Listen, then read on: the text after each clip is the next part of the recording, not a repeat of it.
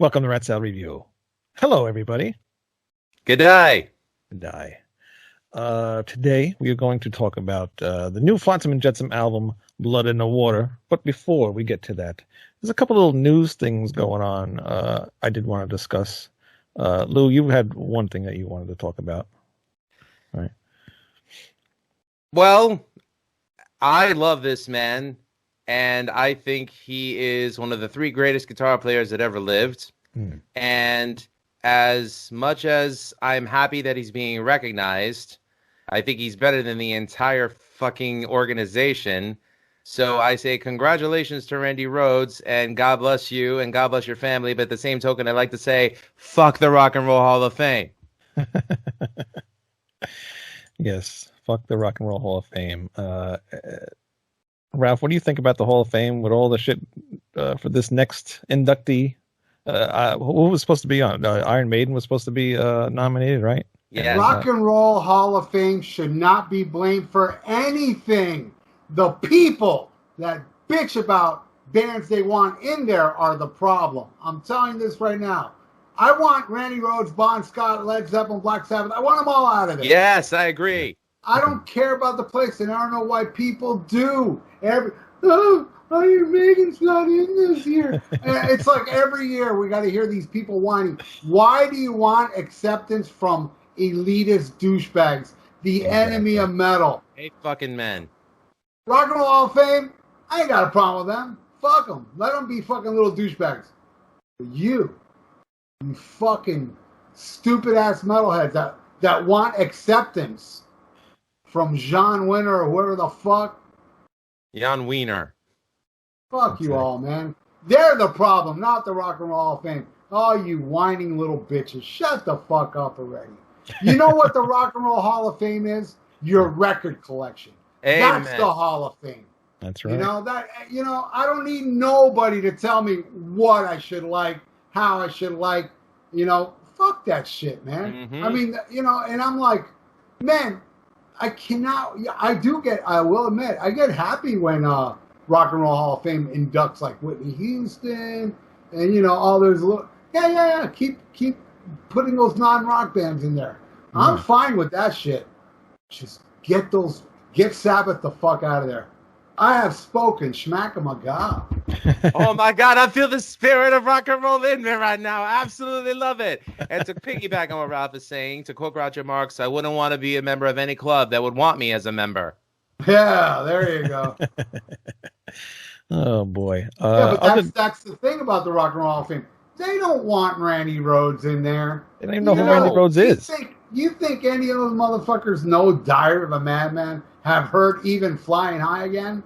They're like, wasn't he the guy that played on Iron Man? No, that was Black Sabbath. Crazy Train. Oh, yeah, I think I heard that in a sporting event. Yeah, let's put him in. The guy who formed Quiet Riot, the first band to ever have a #1 album on the Billboard charts that was a metal band. The band that opened the floodgates in the 80s. Yep. Mm-hmm. But it's crazy, too. Foo Fighters has been inducted. Again, good. Fuck the Rock and Roll Hall of Fame. Good. I don't like the Foo Fighters, so congratulations for getting in, Foo Fighters. Hell yeah. I will never go to the Rock and Roll Hall of Fame. I really don't care. And like you say, Ralph, all the shit behind me, that's my Hall of Fame. I don't need to go to some stupid thing to see a bunch of costumes or whatever. I don't need that. Amen to that.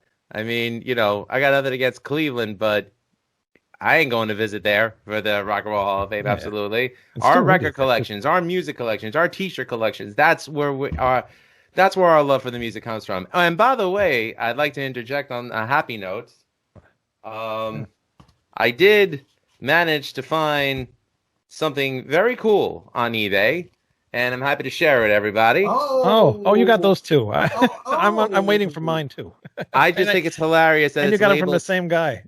Probably did. I just think it's hilarious that Projects in the Jungle is labeled Projects in a Jungle, So thank you to my Russian friend Boris who sent this to me. Sure, they're bootleg, but who cares? I got Projects and Power Metal like 3 years ago.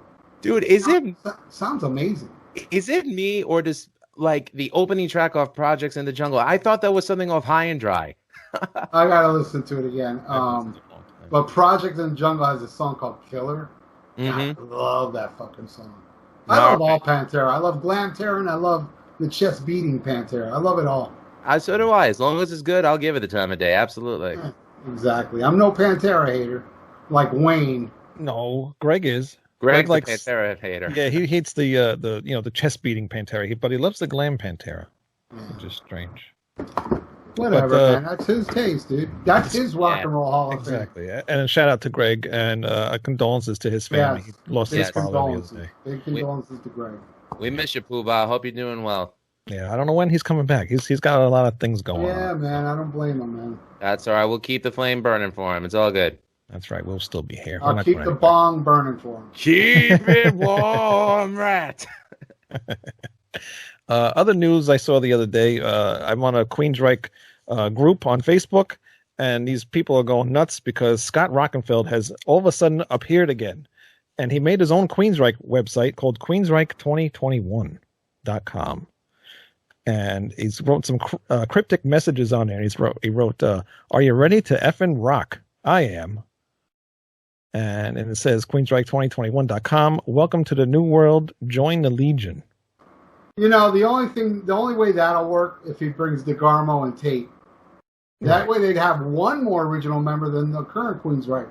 You mentioned that in your video last night, right? Yeah. But the thing is that, you know, if it's just him, this is like Bobby Bloxer part 2, you know? Right. Oh, dear God. But, you know, I mean, nowhere near as bad as it. Even though Will Carroll, our good friend from Death Angel, Bobby Bloxer is one of his biggest influences. No. But, you know, I mean, what's his face? DeGarmo is a monster drummer, man. Oh, he's amazing. A huge influence on me. Wait a minute. Time out. Will Carroll said that? He's the one that told me I can't be a Death Angel fan and a White Lion fan. I said, I do like both, and I love your band. And you're going to tell me Bobby Blotzer is one of his influences. Will, I'm calling you out. Yeah, it sure. I was floored. I was like, what? But I'm very interested to see where this goes, because for the longest time, ever since Scott left the original Queensryche band, they've said that he has not left the band. So now that he all of a sudden appears and has this whole 2021 Queensryche thing, it's kind of strange. There's stuff going on we haven't heard. Of course there is. We haven't heard. The current Queensryche, there must be some problems there with him. Definitely some problems. And I saw Queensryche right when he left because I didn't know he was out of the band. Yeah. It was, I don't know, 4 or 5 years. How long has he been out of the band now? 4 years? 4 years. It was like 4 years ago, and went to go see Queensryche, and I was like, wait a second, that's not Scott Rockenfield. Great drummer, though, whoever that guy was. The guy from Camelot. I don't know if he's that drummer that's with them now. Pretty sure, yeah. Casey Grillo. Yeah, he's a good drummer, though, man. I mean, you got to be if you're going to... If you're going to fill his shoes, yeah, definitely. Yeah, you have to be, man. I mean, I'm all about heavy metal mitosis, but not 3 versions of the same band with the same name, you know? Like how many versions of LA Guns do you need? How many versions of Great White do you need? How many versions of Queensryche do you possibly need? I thought they were doing a great job with Latore, and, you know, I was hoping Rockenfield would come back, and I don't know. Things like this just, it gets to a point where I am in agreement with Ralph, where it's like, I just only care about the music. It's just gotten to a point where I disconnect from the from the members of the band, because you don't know what's going on in their heads or in their lives. Yeah, they're keeping shit quiet when they're saying, well, he's still in the band, kind of. I don't know. We haven't heard from him. They know. There's some problems for him to come out and do this new Queensryche shit. Unless it's him cryptically saying he's going back to the current Queensryche. That may be it. You never know. Yeah, I mean, the other band members aren't saying anything. Yeah. So. And it's funny, though, somebody did notice the other day, the new drummer is in the pictures with the band Queensryche. So that's kind of strange to have new pictures with the new drummer already. But it's thank got God. contact. Thank God for that, because I can't fucking stand when bands just take pictures with the original members, like how Black Sabbath did, and there's so many bands that they don't add. The Stones do it. The Stones is just Ron Wood. Ron Wood ain't even an original member. Ron, Mick, and Keith, right, and Charlie Watts. And Charlie, yeah. That's it. No, they have a bass player. I hate when bands do that. Yeah, Daryl Jones has been their bassist for almost 30 years now. Yeah, it's weird, man. It's like not every member in the goddamn photo shoot. That shit annoys me to no end. Well, hopefully soon we'll have some light on this situation. Was there anything else, Lou? I don't know, but I know that members of the Almost Human and Rock and Metal Combat podcast Facebook pages have definitely been making light of this subject. Oh yeah, that's right. I almost forgot about this. I know it. I know where you're going. All I'm going to say is it does not pay to get stuck in the one-eyed trouser snake of the tornado. I'm going to leave it at that. Barely 18, my dick I'll touch. Countdown to explosion, as you said yesterday. So far, so good. Me so horny. Junior Y, Junior Y. Oh my Lord. Lost my wife. Lost all my money. I lost it all on a FaceTime call.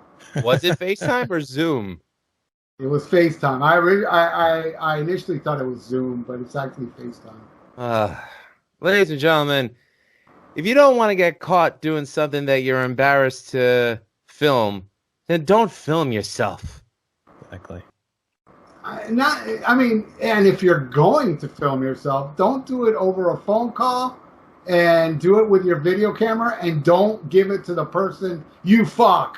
Right. Keep it to yourself. Take it from the professional. He's a doctor. Like I do. I do that all the time. I always say, hey, look, I'll let you watch it, but you ain't taking it out of this house. I love to film myself having sex with girls that like to be filmed. Yeah. Do you have to? Do they have to sign a love waiver like in Chappelle's show? No, but oddly enough, I signed their face. That's a Peter North decoration joke if no one understood it, ladies and gentlemen. It's a countdown to eruption. Jesus Christ. I love you, Ralph. You're awesome. Thank God you. I love bless, you too, man. I love you, and I kind of like Wayne a little bit. At least somebody does here. Kind of. But yeah, that's all the news I can think of, and we hope that situation gets solved as well. Yeah, poor Junior. I mean, he's a nice guy, you know. Yeah, I feel bad for him. Don't get me wrong, but come on, if you're gonna do something so stupid, I gotta goof on it. Right. Yeah. You know. And it gets me how everybody's like, and I'm sure you guys probably do this too, so I'll goof on you guys as well. Everybody's like, oh my God, I didn't need to see that. Oh, it was disgusting seeing this guy come. I'm like, I haven't seen it. It's a guy jacking off and coming. Sure, I don't like seeing a video of a guy jerking off and coming alone. I like it where a girl's there to receive it. So watching him jack off alone, it was like, could have used a chick, but it didn't disturb me. I see videos like that every day, especially after the pandemic. Oh my God. Would have been funny if somebody had thrown a Nick Manning voice over it and go, dropping loads, dropping loads. I think it's more disturbing because of who it is, you know. It's like if you saw the Hulk Hogan video. I mean, that's kind of... Or the Gene Simmons one. No, I've seen the Gene. I haven't seen the Hulk Hogan one, but the Gene Simmons one was pathetic. You figure, as much as that guy brags about how many girls he's fucked, he could fuck better than that. Right. That was terrible. He left the shirt on. Who does that? Shirt on. I think his pants were still even on, like on his ankles. It's fucking terrible. Dear God. Anyway. Well, I'm glad we don't have a Oh, I thought he was looking. Anyways, you're watching Love Line right now with Dr. Drew and Adam Carolla. Well, we're sorry, Flotsam and Jetsam, to be talking about this on the episode of your new album entitled Blood in the Water, but, you know, there's some news that we just had to talk about, so Yeah. But let's get to the Flotsam and Jetsam album. It's the 14th album in their career. And my God, these guys have just gotten better and better with the last 3 albums. This is probably one of my top favorite Flotsam and Jetsam albums. You know, between production and music wise and just everything. This band is just on a roll. Yeah, I'm a big fan of the self-titled and the End of Chaos. I love those albums, and I gotta tell you, man, I've heard this album. I haven't had time to listen to this album since you sent it. Yeah. I listened to it today 3 times. Right. I threw it in my iPod and I heard it twice because I had to drive certain places. Then I came home and played it on my stereo, real loud, and I'm like, dude, this is even better than the last 2. I think. Yeah, I think so too. Fucking incredible. It's an awesome album, and I'll say it now because, I'm Nostradamus. It's a fucking shame that this shit's going to go unnoticed. You know it, I know it, This shit should be huge. It's like The Last Onslaught. Oh my God, that album, I haven't heard an album that good in a long, long time. Didn't really do anything, and it's such a great fucking album. It's because, you have to have the name Metallica, Megadeth, for people to really look into shit. Right. It's a shame because Flotsam and Jetsam is so underrated. Last time I saw Flotsam and Jetsam was, I don't know, like 2-3 years ago. The day after I saw Slayer on their farewell tour. And Slayer was incredible, man. They had badass stage set with burning pentagram, and this set list was great. Evil Has No Bound. They were badass. I loved it. Next day I go to a little club to see Flotsam and Jetsam. It was better. They did a better performance. Hungry, pissed off, and they fucking killed it. And the club was like not even fucking half empty. It was like half empty, and they still delivered it. And Eric A.K. is such an underrated singer. God. Unbelievably underrated, man. That guy is just amazing, What a band. What a fucking amazing band. I think his singing has gotten better from when I first heard him. Yeah, it's he's got more shade in his vocals, like he emphasized. Well, it also lends to the music. The music, lends that kind of like attacky vocal he does on some of these tracks on this album. Yeah. Especially this one track. Oh my God, he's MVP. But we'll get into that when we get into it. Yeah, definitely. Lou, how much of a fan are you of Flotsam and Jetsam? I'm not gonna lie. I've known of Flotsam and Jetsam because of Jason Newsted. Yeah. That's where he came from before he joined Metallica. I didn't start listening to Flotsam and Jetsam until I heard the Unnatural Selection album, I think it's called, the one that was released in '98, because when I was a college radio DJ, Metal Blade serviced college radio with that album, and I liked it. I thought it was good.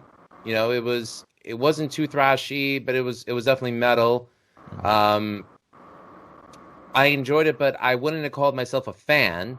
Yeah. A couple of years later, I got a copy of the Metal Meister DVD from Metal Blade, and their video for Monster was on it, and I really enjoyed it.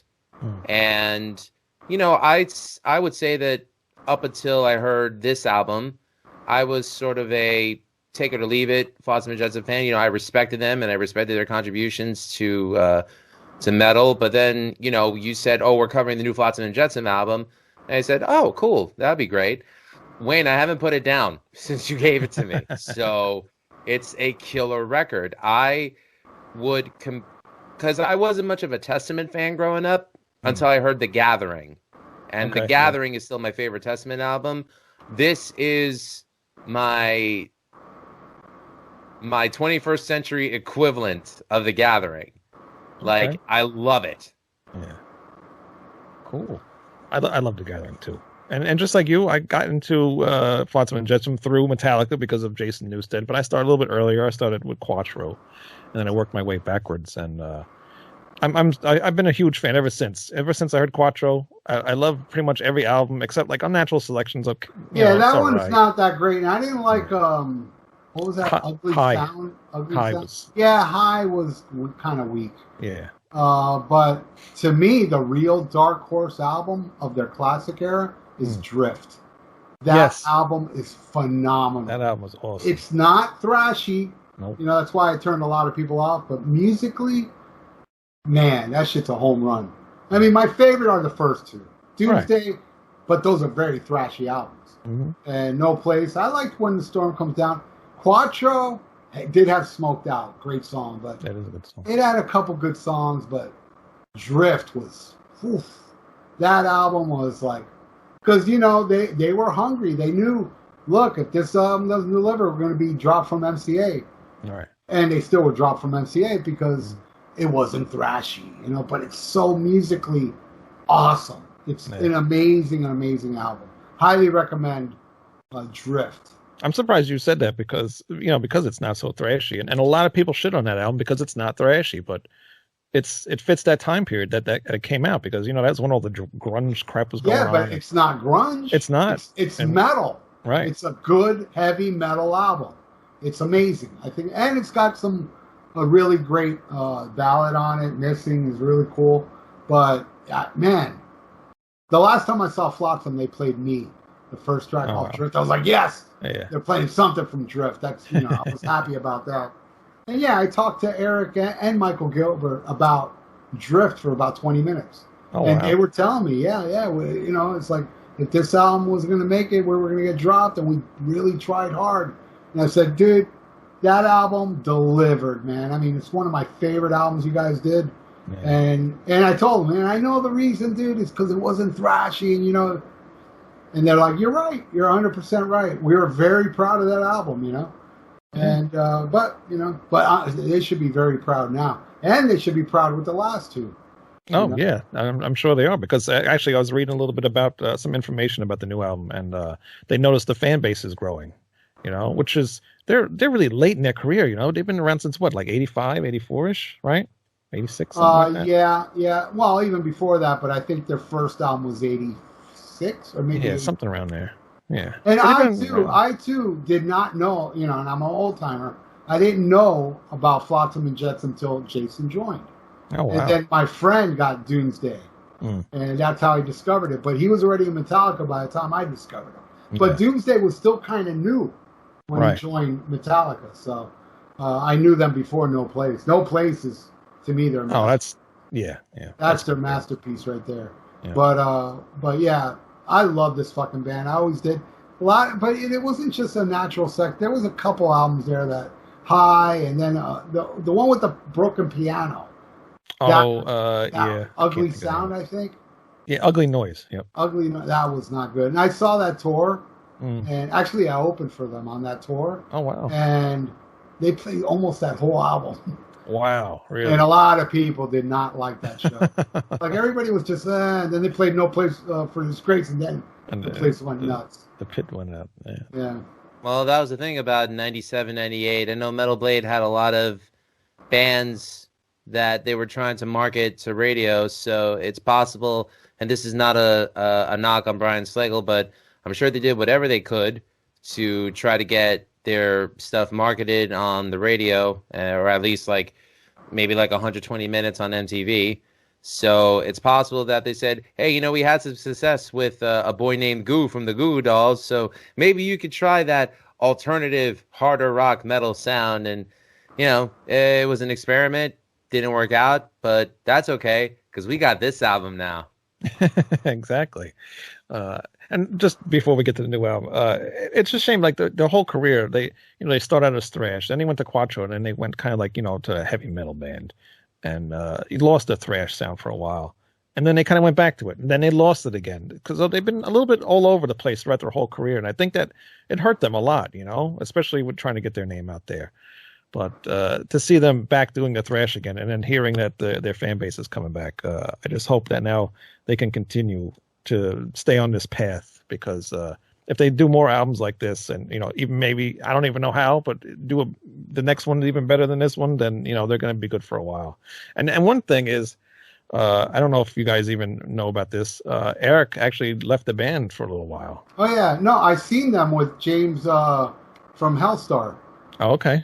I saw them live with him, even though he didn't do an album with them. Yeah. I saw, and And that was an amazing show that I filmed because back then I used to be very friendly with the Culture Room. Dude, I filmed that show on a tripod, dead center, and they don't fuck with you. And I put it up, and Blabbermouth picked it up. Oh wow! And yeah, I was like, why am I getting all these views all of a sudden? You know, turned out Blabbermouth picked up on it. James Rivera, the Mexican deal, great singer, man. That was an awesome show. Though he never did an album with him. Right. But yeah, Eric A.K., I believe, went country. Yeah, yep. And he still does it. He still does the side band on, something Outlaws or something. Yeah, something like that, yeah. But, I'm glad he decided to come back because I could not imagine, especially this far in their career, without him being the vocalist, He's definitely the voice. He's definitely the voice for the band. And definitely what got me into the band in the first place. Just, he's amazing, especially those high screams that I did. And even when they redid No Place for Disgrace, he still did those screams, this late in his career. I was just like, holy shit, this guy still got it. So he's live. Awesome. I'm telling you, when I saw him a couple years ago, live, dude, that motherfucker was on fire. Yeah. On fire. And what was funny about that tour, not one day off. If you looked at the tour dates, they didn't have a day off for like 3 months. Wow. So you figure, he must be burnt out because it was late in the tour. Nope. They went out and it was a half full club and they still kicked ass, man. Wow. That's a real band for you. It is. And he has a kid who sings too, I think, right? Yeah, he was on American Idol, actually. Man. Wow. I didn't know that. Yeah. And actually, because I remember, it was like towards the beginning of American Idol, so I was watching a little bit of it at the time. And he came up on the TV and he was with his son. I was like, holy shit, what the hell's he doing on here? And yeah, his son was on. He didn't win. I don't think he won, but it was cool to see him on there. And he's a good singer too, But, if he had made it, he probably would have been the next singer of Quiet Riot. Oh, wait a minute.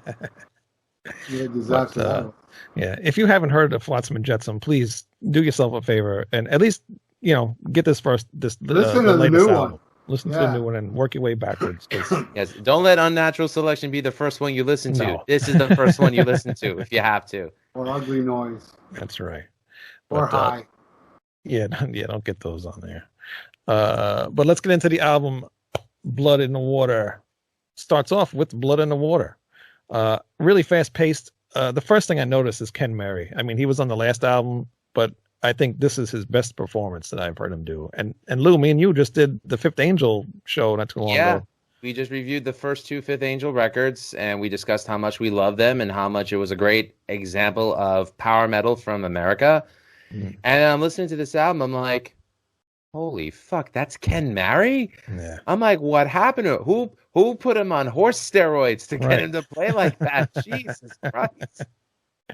Yeah, and I'm watching a video. They have a video for Burn the Sky, and I'm seeing him play and everything. And it's he's doing everything, and he's awesome. He's not a young guy either. Seeing somebody his age, not that he's old or anything, but older than you would think be playing thrash metal. This kind of stuff, and he's playing crazy. It's just it just blows my mind. Yeah, he's awesome. Definitely up there as like a contender to like best thrash drummers out there with Gene Hoglan and Jason Bittner, and much respect to him. Holy crap! Yeah. Most guys slow down as they get older. Nuh-uh. Right? Not him. No, not at all. But awesome opener for the album. And what did I write here? I don't even know. The first thing. Also, after the drums, I noticed is Eric A.K.'s voice, and like I said earlier, his voice is just phenomenal on this. And just hearing him sing the first track it's awesome to hear his voice again. And everything's very melodic with his vocals. The song's very aggressive, and he's got that grit in his voice, and it fits so awesome with the music. Just a great opening to the album. Ralph, what do you think about Blood in the Water? No, great crushing opening track, fast, great cool melodic chorus with melodic guitars in spots during it. And yeah, that drummer, man, is killing it. I didn't know he was the guy from Fifth Angel. I love Fifth Angel, by the way. I have, what do they have, 3 albums? 3. Their last one was phenomenal. I really liked it. You guys didn't like that last one? We didn't hear it. That wasn't one of the albums we reviewed. So good. It's so good. Anyway, yeah, this is my third favorite track on the album. I think it's a great opener, and it sets the mood of what this album's all about, really. Right. You know, so yeah, I love Blood in the Water. Great track. That's interesting to hear your third favorite track. It was hard for me to really pick a favorite because there's so many good songs. Well, the thing is, dude, I'm talking to you on 3 listens. Right. So this is the opinion of a guy that hasn't really grown completely, you know. Yeah. This is a first impression review, and I'm sure my track order will probably change. Yeah. Probably end up being my favorite or my least favorite in the future. Who knows? Well, the one thing I did notice too, this album was very fast and easy to get into. You know, I didn't feel like I had to sit here and listen to it 1,000 times. It wasn't a chore at all. Yeah. It doesn't give you a chance to stop and listen. It just keeps going and going. It's just, it's like getting hit in the face from Dave Ellefson. No, just kidding. Oh, ouch! Can't go back to that. What do you think about? I promise I won't make any more jokes about that. Sorry. Yeah, I'll do that for you, Lou. Thank you, Rob. What do you think about Blood in the Water, Lou? My exact notes were crushing opener, melodic, heavy, fast, kill Mary. Right. Don't kill Mary. Please don't kill Mary. We had that on the Operation Mindcrime album. That's right. Mary. Ken Mary pulls out some stops that makes me wonder, is this really Ken Mary? Great guitar work. The rhythm is tight and the vocals soar. I mean, what more could you want from an opening track? Yeah. Definitely. Burn the Sky, the first single from the album. Really catchy song. Again, Ken Mary throwing in some really great drum patterns that complement the guitars without overplaying. He's all over the place, but it just fits with the music, you know. Mm-hmm. I'm really impressed with his playing. Singable chorus, and has all the Flotsam and Jetsam elements. Great first single for this album. Ralph? Yeah, this is my second favorite song on the album so far. I saw this video a few weeks back. Yeah. And I was so impressed by it. You know, with Eric, you know, he's so underrated. And I love on this track, you know, he is just slamming it hard, you know. Mm-hmm. This track has a perfect vibe and structure. Crunchy guitar riffage on the verses, badass bridge, catchy chorus. It's just an excellent track. Second favorite on the album, as we speak. Awesome. Love it. Lou. Well, you mentioned it already that it's the first single from the album, and I said it was a good gateway track to draw interest in the album, and I was really taken aback by the guitar solo on it. So, you know, I mean, of course, being a guitar player, that was the first thing I gravitated towards, and you know, it's funny. This album is has been recorded in the current modern digital age, where everything sounds so compressed and, you know, made for iTunes or Spotify. And I tell you, every instrument on it just sounds perfect. I mean, like, you can hear everything clearly. Like, you hear the you know, the I don't want to say the warmth of the amps, but I mean, it just sounds great. It sounds perfect. And it's a nice break from all the digitized stuff that you hear nowadays. Yeah, I'd say so too. Brace for Impact. Again, another great track. It's just one track after the other. This one is the first one, though I felt a little repetitive in a way, especially with that with the chorus when he says "Embrace for Impact." He says that so many times. I'm like, all right, I can't stand that word impact anymore. But I love this song. It started really growing on me more, and I got over the impact thing.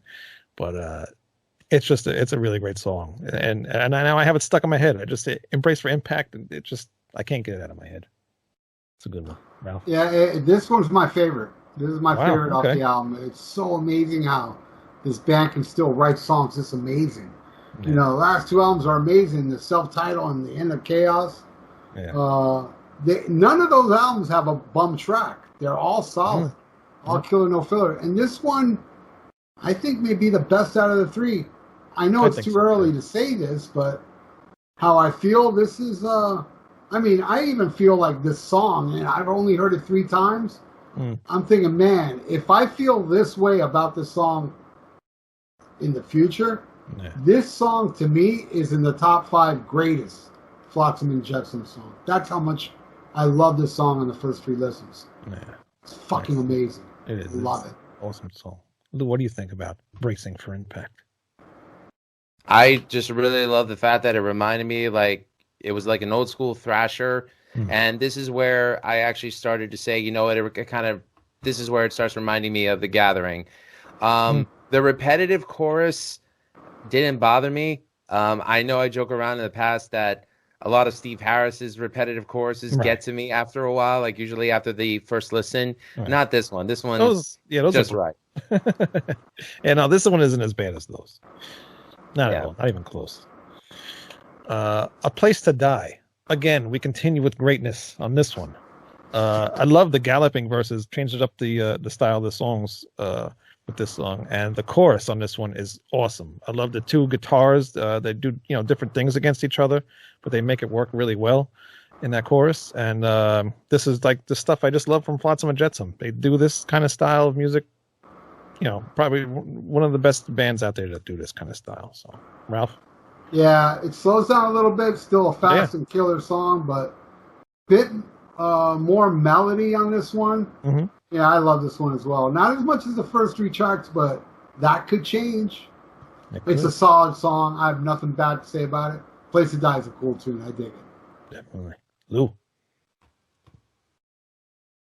Place to Die, I say that this is where I ask myself if they really hit a turning point. This is where I thought that they were deserving of the title Metal Comeback of the Decade. Because, again, and I'm willing to call out my own biases, when I first heard Unnatural Selection, I really wasn't impressed. And it wasn't until you mentioned that we were reviewing this album where I said, okay, and, I'm game to listen to it. And this is the song that made me put any doubt in my head of that Flotsam and Jetsam weren't a worthy band. I tip my hat to you guys, especially with this one. Yeah. So now you're gonna go back and listen to some more Flotsam and Jetsam? Yes, of course I am. I as we were talking, I'm actually adding all the albums to my iTunes. But Ralph, unfortunately, Drift isn't one of them. So no, it's not. It's oh no, I'd rather give them my money and support them. So I'll look for it on oldies.com or the Jeff Bezos company, which I will not mention. Good, he doesn't pay me. But you don't pay anybody. There was another album too. I don't know if it's on iTunes. Is When the Storm Comes Down. Is it? Is it on there? Because it's not on Amazon. Let me take a look. What's it called? When the storm comes. Nope, not on there. Fuck you, Apple. It is, but I remember reading something like back in the day. It was Eric's least favorite at the time. That was them. I mean, at their height of popularity, I think. Yeah. I saw him headline on that show. That was the first time I got hit by a stage diver that busted my lip wide open during that show. Ouch! It hurt. You don't like that's not. You don't want that to happen. Yeah. You know what I still have? I bought that on CD, and I still have the long box. I don't know where to put it, but I still have the long box for it. I saw No Place for Disgrace tour opening for King Diamond on the Abigail tour. No, them. Oh, wow. And then who did I see them open on? Oh, then Storm Comes Down. They were headlining on Quattro. They opened for Merciful Fate in the Shadows. Holy shit! Wow. Yeah. Did any of you see them with Megadeth and Korn? No. Yes. And I didn't even know who Korn was, and there were people, shit you not, in the crowd wearing ears of Korn. They weren't popular yet. Are you serious? I didn't know who Korn was, and I was pissed. And Fear Factory was also on that bill. Oh, and Flotsam opened for all these fucking bands. I was like, what the fuck, man? Right. But still they were there, I forgot what tour that was. Maybe it was still Quattro. If that was, for Megadeth, it must have been Euthanasia. It was definitely Euthanasia. Yep. I saw it at the Bayfront Amphitheater. Yes, I did. I would love to see that. Flotsam so many times. Man. Apparently you have. I never miss them. When they come down. Awesome. I have one of their live albums. Wait, we'll have to check them out if they ever make their way out here. One day, if they ever come out here. If we ever open up again. Getting back into the album, The Walls. This song, I feel like it's almost borderline like a power metal song. It's got that galloping type style in it in the verses. It's a bit slower than the other ones. Again, Flotsam seems to be the only band that I can think of that does this style the best, and it's that building up to the chorus section. The whole time the chorus is catchy, and then it gets to that even catchier chorus. They do that so well, And when it started, I knew it was going to be one of my favorite tracks off the album. It's like that Maiden did a guest appearance on the Flotsam and Jetsam album. Just a really awesome song. I hear a lot of traditional metal too, also in this song. It brings a different flavor, and it's an awesome placement on the album because A Place to Die tames it down a bit, but it's also a great setup for the walls. I think that's another thing amazing about this album. I mean, on third listen, is the build up, the way it just flows. Yeah. And the walls is like, man, to me, I like the walls more than A Place to Die, and I like A Place to Die, but I just think they're both really well put on the album. Yeah. So yeah, I love the walls. Great song. Yeah, I like it. Lou. I enjoyed it. I really enjoyed I really appreciated the melody because I felt like it blended in very well within the heaviness, and I agree with you about how it led into a really catchy chorus. I don't think there's anything wrong with hooks in metal. I don't think there's anything wrong with groove in metal. There, I said it. But I'm not saying that this has a track with groove, but, to me, I just like good songwriting and good musicianship. And, this album just keeps getting better and better the more you get into it. We still haven't hit my favorite track yet, but we're almost there. We're getting there. Cry for the Dead. This one brings the album down a lot. So more of like a type of ballad type thing. I didn't read too much about this one. I think this is probably one of my least favorite on the album. What is it, your favorite? I'll wait. No, well, I already told you my favorite. But yeah, it gets slower, but I think Eric is the MPV on this track. MVP, I mean. I don't hate it. It's still a good song. I don't hate any song on it. I think his delivery on this track is flat out amazing. I think this is my favorite vocal performance on this album. It's an awesome song, and it has this light and shade thing because it is slow, but it gets heavy and slow, back and forth. It's my fourth favorite on the album, actually. I love this song, Cry for the Dead. It's really cool. It's interesting. And actually, reading into the little bio about the album, it said it kind of brings back some elements from Doomsday. I didn't really hear that.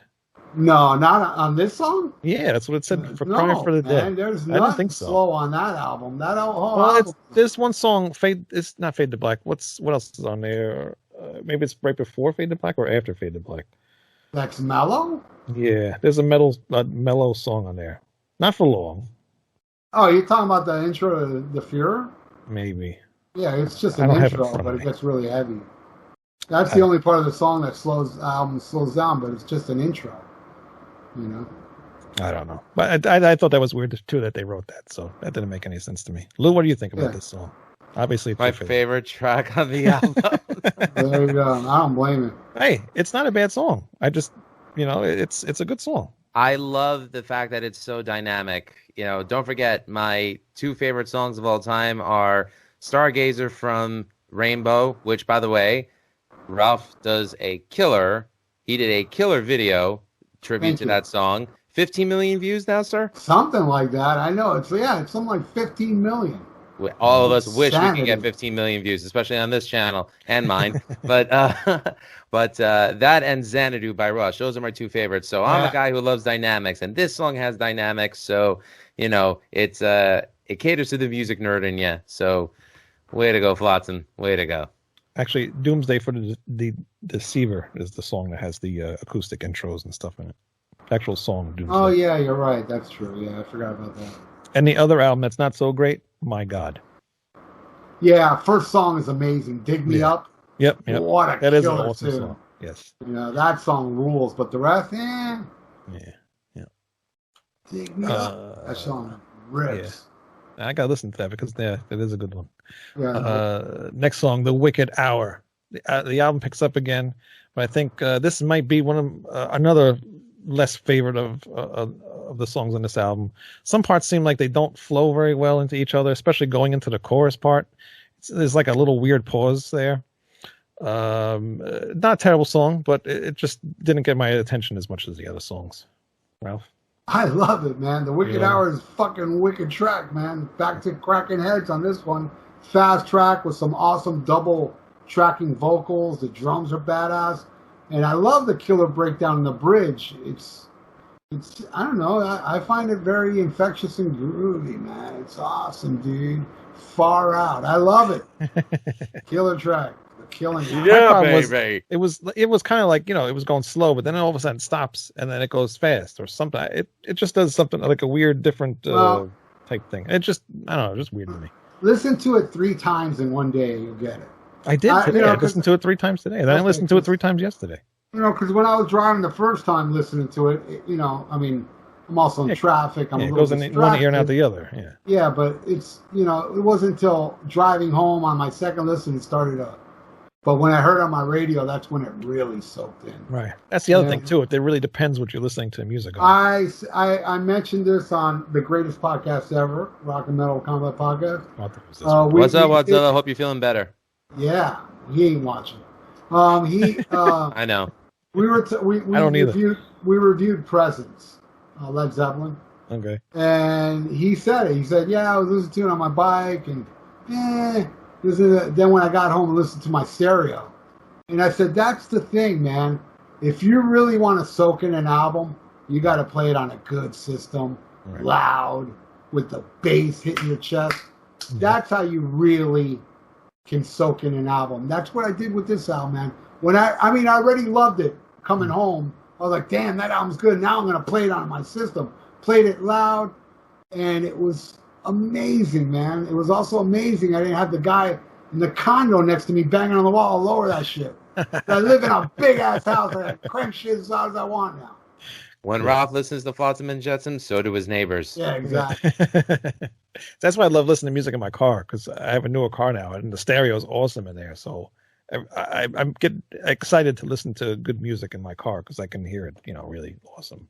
Yeah, but you still got to drive. I don't pay attention when I drive. I'm on the phone. Yeah, but you're distracted. When you're sitting in the stereo and you turn off the phone, nobody can because I love doing that. I love listening to the music with my phone turned off because I do not want to be interrupted. And it's really, that's the best way to listen to music. On your stereo, loud, It's true. Lou? It's my second favorite track on the album, and that's all I'm gonna say about it. Because we talked about it enough, but as I'm saying, it's just every song gets better and better with every listen. I think I must listen to it. I don't know how long is my workday? 8.5 hours. Yeah, it didn't come past the entire workday for me. So that's good. When I listen to Flotsam and Jetsam, so does my boss.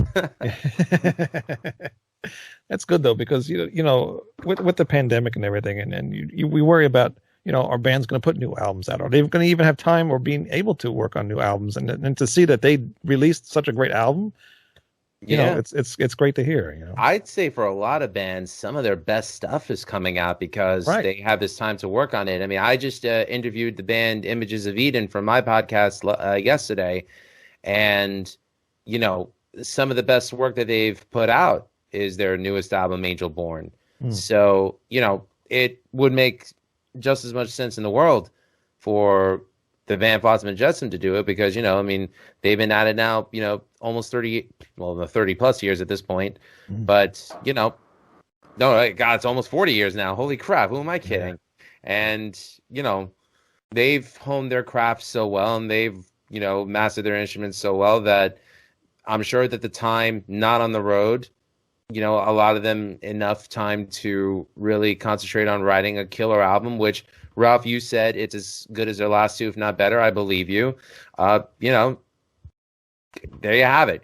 Just honing their craft and putting out good material. I wish more people would follow suit. Oh, well, the year's not over yet, so we'll see. Right? Too many lives. Sorry. There's a lot of different parts in this song, a lot of changes and everything. Seems to me a little bit like the vocals over the verses are a little oddly timed a little bit, or they may be too wordy or something, but they work. I like how he's singing over those. Then the song changes for the chorus and speeds up. I love that. Then there's a really odd section in the song where AK sings, I have the key, my trigger, and me.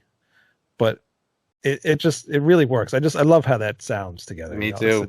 It's awesome. It actually makes this song, some strange chord changes, but again, only something Flotsam and Jetsam can pull off doing, and another awesome song. Ralph? Yeah, this is another crushing track with an infectious chorus. I think it has great hooks in this track. I love that too many people, too many lives. Yeah. It's another killer song, man. I mean, this album's fucking... I'm telling you, man, as I speak, it's like perfect. It's like a perfect album, man. And this is another great track, man. Everything we talked about so far, I can't call as filler. No, it's not at all. Yeah, it's like... Even like I said, even the songs I like the least, they're not filler songs. It's just I prefer other ones over them. But right. I wouldn't skip them. You know what I'm saying? They're just not my favorite ones. But I can listen to this album all the way through.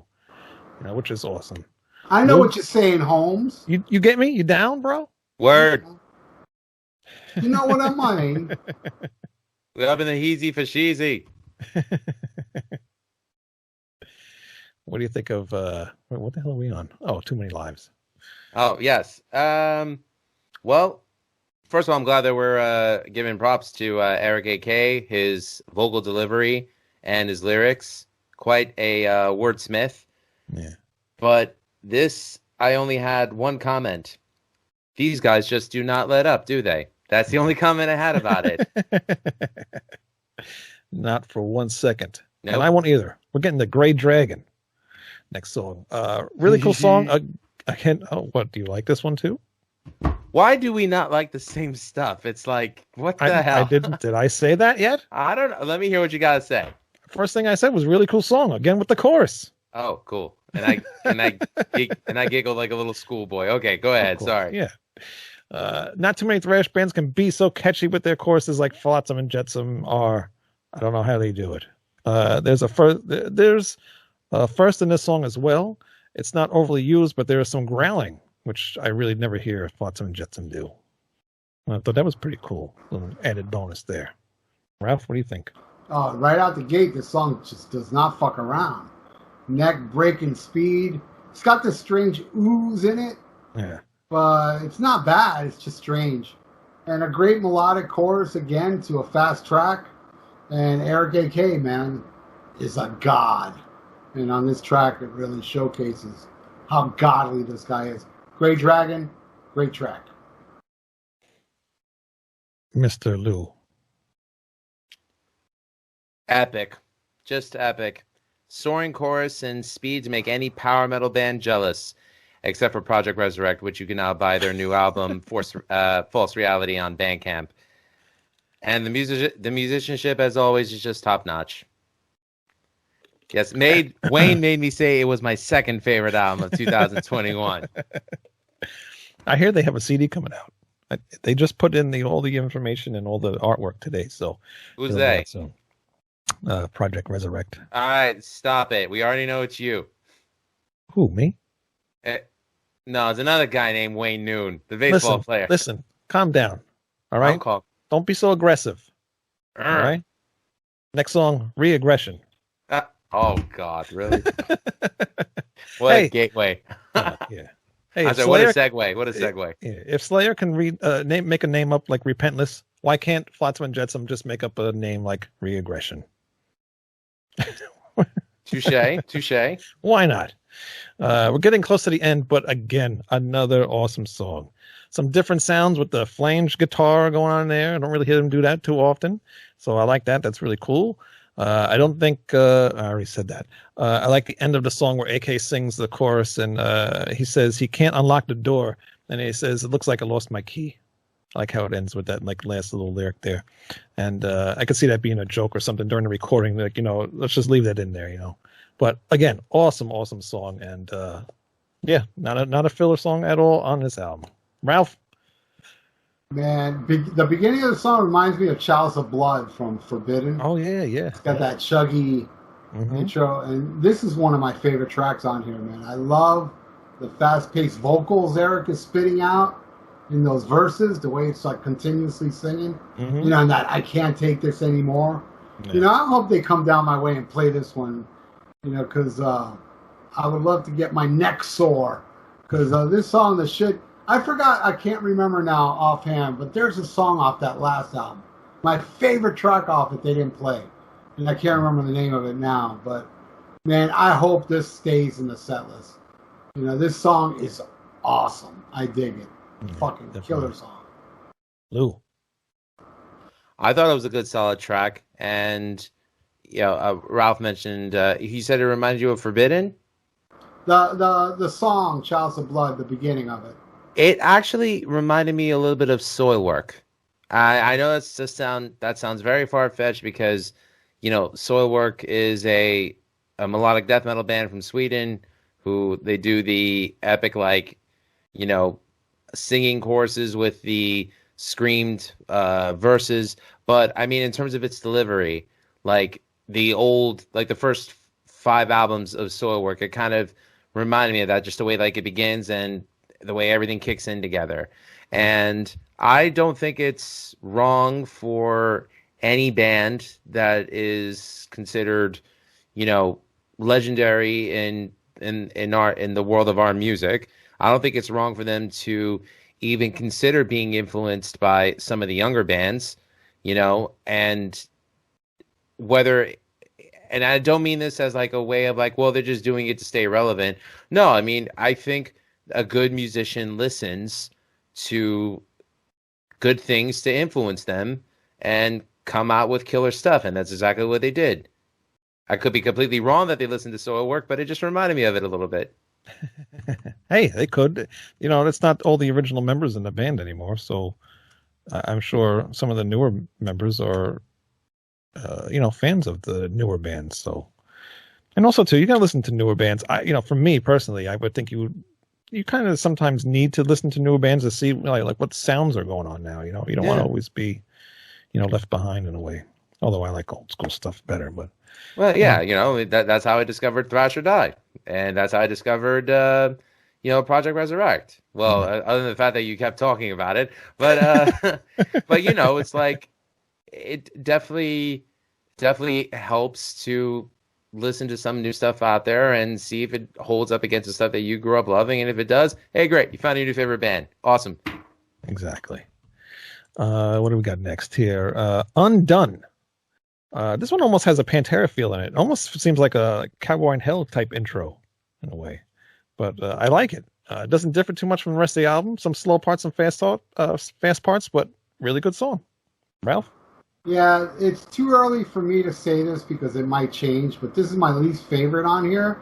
But that's not a bad thing to say, you know, talking about everything we've heard so far. I really do like this track, and I would not skip it. Yeah. And who knows, maybe in the future this may be my favorite track on here. But as of now, how I feel about this song, I feel like it's killer filler. Yeah. What about you, Lou? It's my least favorite track on the album, but I'm not saying that it's a bad song. I just prefer the other ones to this. Yeah. It's a good song, but to me, the other ones are just mind-blowingly better. Yeah. It's probably, I think it's the shortest song on the album too. It's not a very long song, so 3 minutes and 19 seconds. Yep. Yeah. Last song, probably my second favorite song off this entire album. 7 Seconds Till the End of the World. What a great ending of an album. What a great title. I love that title.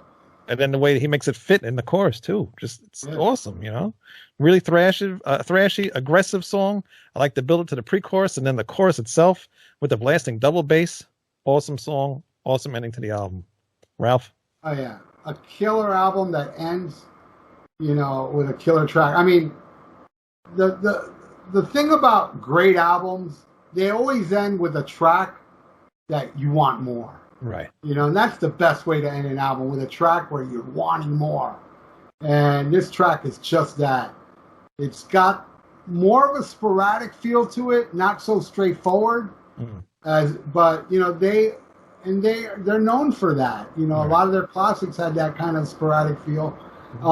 It's another crushing track off this album that crushes. I absolutely love it. Great track. Great. Lou? Maiden gave us 2 minutes to midnight. Flotsam and Jetsam only gives us 7 seconds. And what a glorious 7 seconds. But what I like about this song, it feels like it kind of provides that danger element that's missing from music. Like it's like when you're on a roller coaster and it's like, you're like, is it going to stop? Is it going to crash? Like it gives you that element of danger to it. I think it is the perfect closer for this album. And, big tip of the hat and a round of applause to Flotsam and Jetsam for a killer 2021 output. Yeah. Yep. Yeah. I'd say as well. Eric, A.K., Michael Gilbert, Steve Conley, Ken Mary, Bill Bodley, all awesome musicians, and you did a fantastic job with this new album. Ken Mary, MVP. Yeah, awesome. And definitely one of my favorite of the Flotsam and Jetsam discography. It's right up there with to me, with Quattro, it's the first one I started with, so I love that one.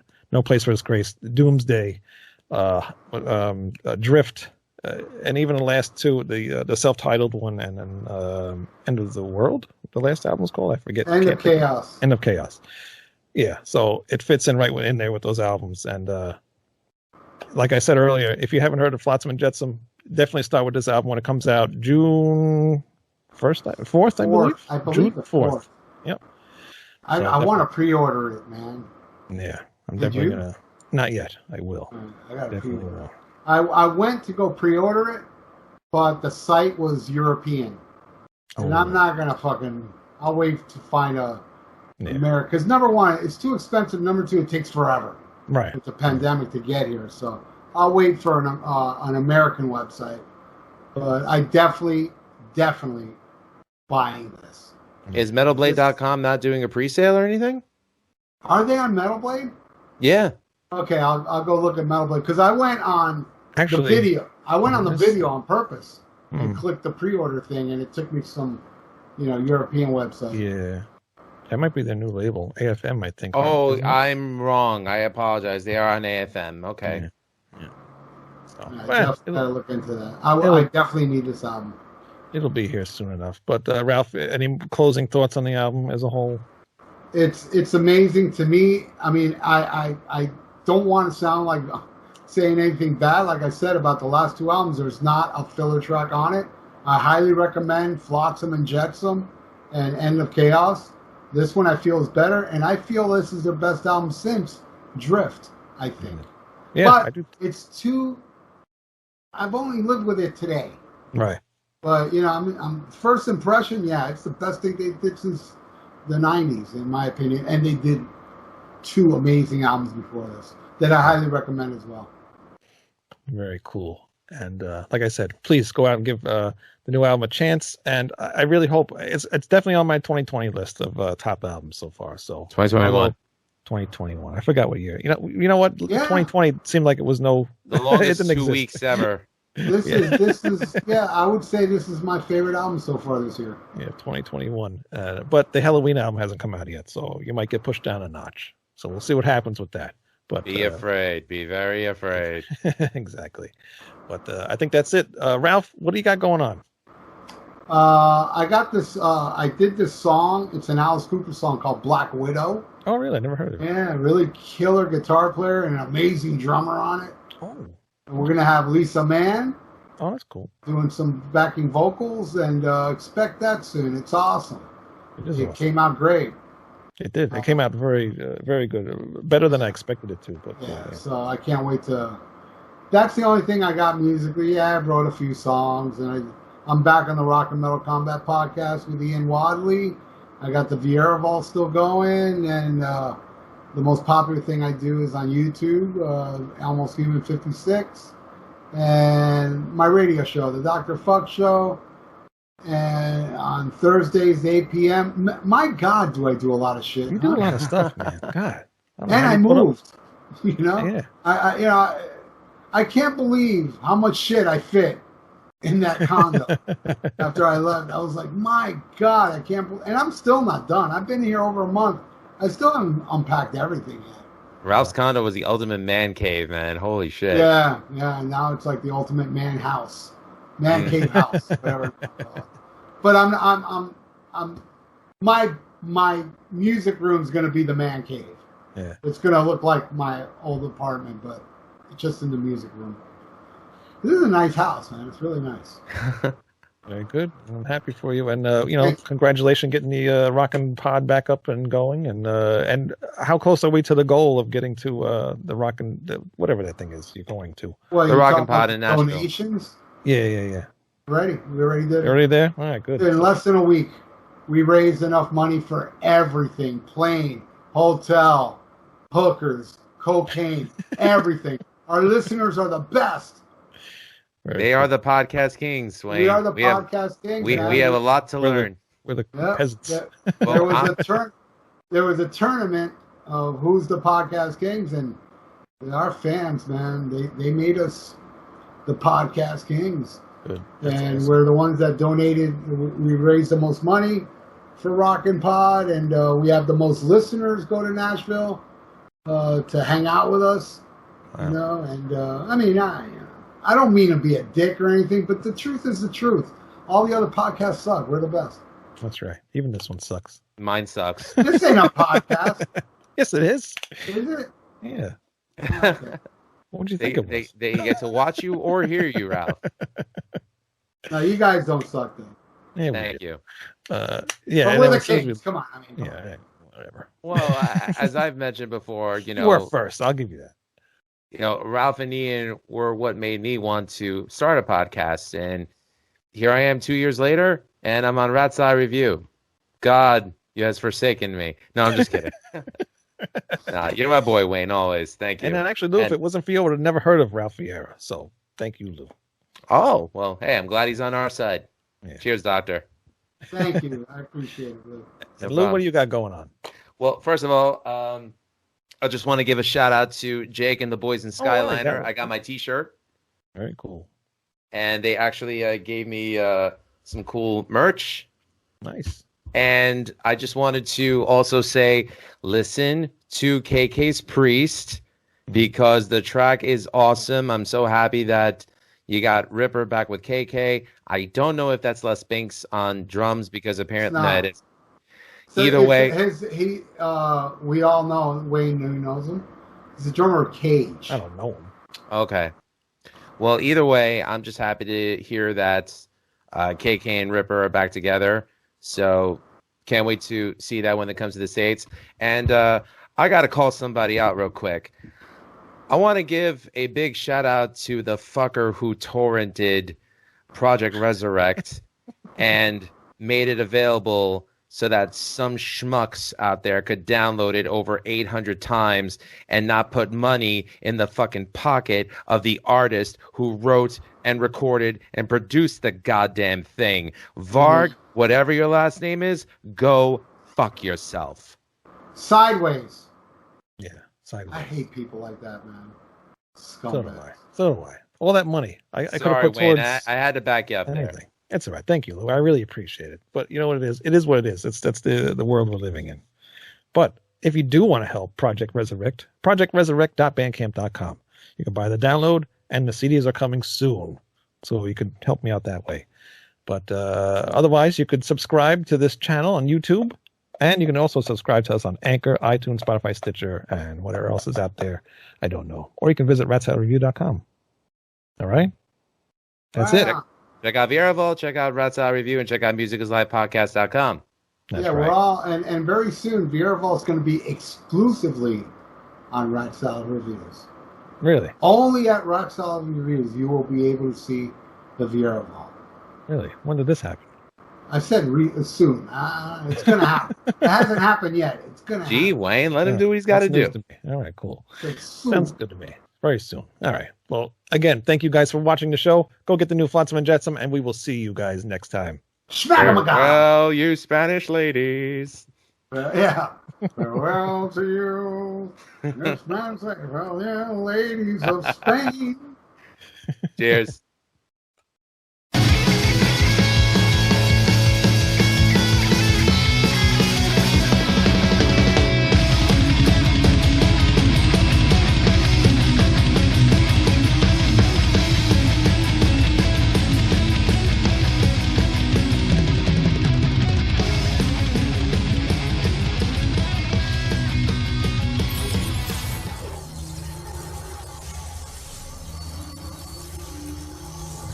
Bye.